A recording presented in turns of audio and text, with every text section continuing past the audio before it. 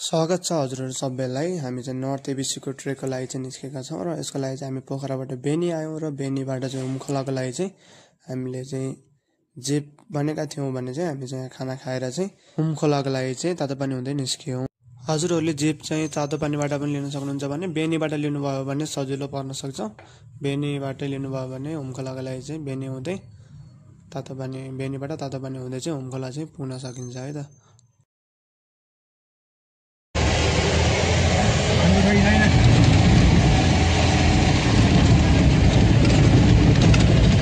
हुमखोला पुग्ने बाटो चाहिँ केही अप्ठ्यारो भए तापनि चाहिँ बाटोमा चाहिँ राम्रो राम्रो भ्यूहरू पनि अनि झरनाहरू पनि हेर्दै चाहिँ जान सकिन्छ।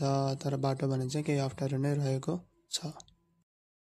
हामी जिप चढेको 3 घण्टामा चाहिँ हुमखोला पुग्छौं र हामी हुमखोलाबाट चाहिँ हाम्रो ट्रेकिङ सुरु गर्छौं र हामी हजुरहरु पनि त्यहाँ आएर चाहिँ चिया नास्ता अथवा खाना खाएर चाहिँ आफ्नो ट्रेकिङ चाहिँ सुरु गर्न पनि सक्नुहुन्छ।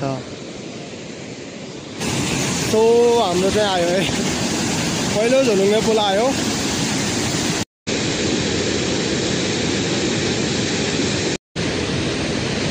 यो हो त्यो झरना।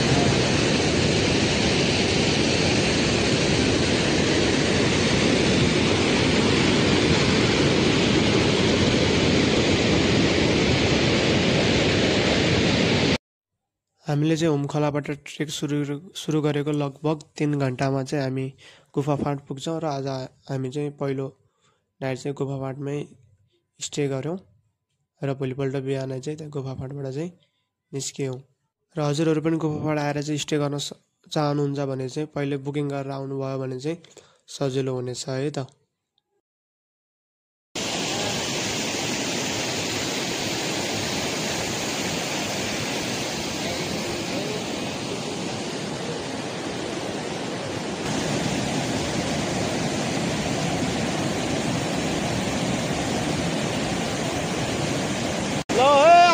यस्तो बवाल भ्यू हेर्नलाई आउनु पर्यो।